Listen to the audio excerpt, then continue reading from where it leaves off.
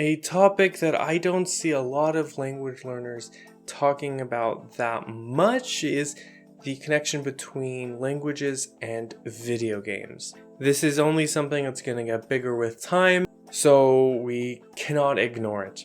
Last year, I played the world's first language learning RPG. These days, I see that there is a language learning VR game that was just recently released, so languages and video games are going to become more connected with time. So my goal is to connect the dots. Why do we use native level sources at all? And how can we use video games to reach our language goals? Well, first we need to discuss why do we use any resources at all. I'm talking not only about video games right now, I'm talking about music and podcasts and social media accounts and movies and YouTube videos. Why do we use them for languages? Well, one thing we could use them for is for immersion. Immersion for me is the accumulation of a bunch of resources that force your brain to think in a new way. The more you are surrounded by a language, the more time you spend with the language, the more you will improve. It is just a plain fact that if you spend more time with the language, you will improve. Now, whether your time is being used efficiently is a story for another day, but encountering the language, seeing it with your own eyes, hearing it with your own ears, accumulates to improve your skills. That's one reason we would use any sources. Another reason we want to use native level sources is to encounter new words and structures. Books have a finite amount of space, but content is pretty infinite, especially these days. So when we use native level sources, we are encountering more new things about the language, and therefore we can find new vocab words, we can find new sentence patterns. Another reason we use native level sources is to just have fun, right? What fun means to you may not be the same as fun for me. For some people, fun is having a meaningful conversation with someone in a foreign language. For other people, it's learning a skill in a target language.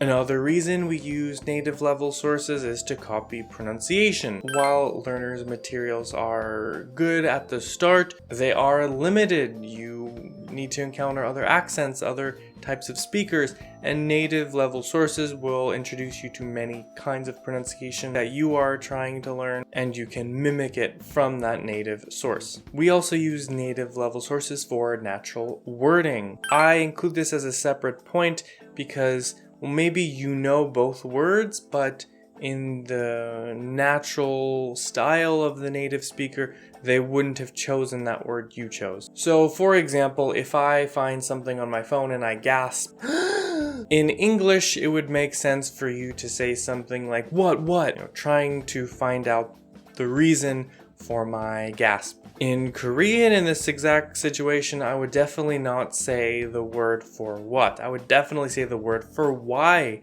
in this situation. Oh, where? There is a word for what in Korean, but I just wouldn't use it in this context. If I encounter a lot of native level content, I'll be able to realize that, oh, in this situation, they wouldn't have said that. Maybe your language has a word for please, but maybe they don't use it for begging. There's a million examples like that, and native level content can help you clear things up between your native language and your target language. So that's why we use native sources in general. How do video games come into this equation? Well, depending on your goal, there is something for you among the millions of video games out there. If your goal is immersion, well then any sort of interaction with the language is already a success, right? You would want to play a game that you would have already enjoyed, but then in your target language. Accumulating experiences with this language is already a success for you if you're going for immersion, so just changing your language settings on something you would have already done is a success. If you want a lot of new words, new structures, then you're going to choose something that's really heavy on text. And when I say text, I don't necessarily mean letters and script. I mean something that doesn't have a lot of action but has a lot of language. So something like Animal Crossing fits this very well because there is a lot of text in this game, literal text, literal script to read, but also one of those cinematic games like The Last of Us would also be really good here because there's a lot of content to see, and they're very likely to introduce you to a new word, a new structure that will help you in your target language. If your goal with your language is to just have fun, to enjoy yourself, well then, you would choose a game that's very low stakes. You would choose a game that's super fun. You're going to choose something that has a lot of action. You'll choose something that you just enjoy. You are enjoying yourself while you are encountering that language. The language is just a side effect for the fun you are having. If your goal is to copy pronunciation of native speakers, then you're going to choose a game that's really heavy in speech. And if your goal is native level wording, you're going to try to choose a game that has a lot of natural conversational style language. I think this is a very significant point because a lot of games are very fantasy. They talk about the darkness and the evil of the monsters. Those might not really help you when creating a conversation because they're just so far out of the realm of natural style language. A lot of Japanese learners might get the wrong idea of what's natural Japanese from anime. Anime is not entirely conversational Japanese, it's something really dramatic, so that's not really the true everyday language. If your goal is true everyday language, you're going to choose something where people talk really natural. So if I want to speak like, natural humans in my target language, I'll choose a game like, Grand Theft Auto, where that's actually how people talk. As someone who's incorporated a lot of video games into my language learning, what do I recommend to you? I would say you should be really careful and consider what you need out of this experience. In the same way that you're not going to listen to a podcast that you hate or you're not interested in or is the wrong level, it doesn't make sense to play a game that's not going to help you with what you need. Video games have been really helpful as a language learning resource for me because they are interactive. They give you some comprehensible input. You can kind of assume a lot of things because of what's happening on screen, but also the game will not continue without you. So you do have time to pause and look up a word if you really need to.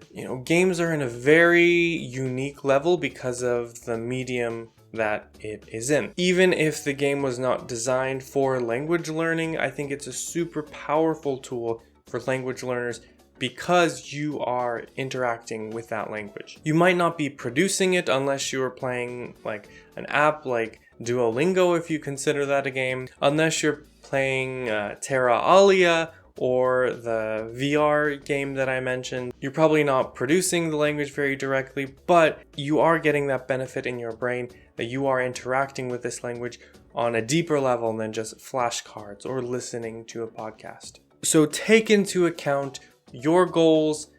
Is it speaking? Is it reading? And then make the decision of what you want to play. When I was a kid, it was pretty impossible to get video games in another language just because machines were usually region locked. These days, that is not a problem at all, and you can change languages on the fly for most games. So the future is bright for language learning and video games. Take advantage of it. It's really low stakes to just change the settings of something you have already and just enjoy it like that. A pretty significant drawback of video games as a language resource is that not every language is widely available. It's very possible to do this with the major Western European languages and Japanese, but anything else, it's hit or miss. You'll find everything under the sun translated into English, French, Spanish, maybe German, probably definitely Japanese, but once you move a little in geography, it becomes very unlikely you'll find it. Korean is a maybe, Chinese is a maybe, Russian is a maybe, Italian is a maybe, but something like Hindi is going to be no chance. You're never going to find what you want in Hindi. You're never going to find the game you want in Swahili. But there are so many fan translations out of there.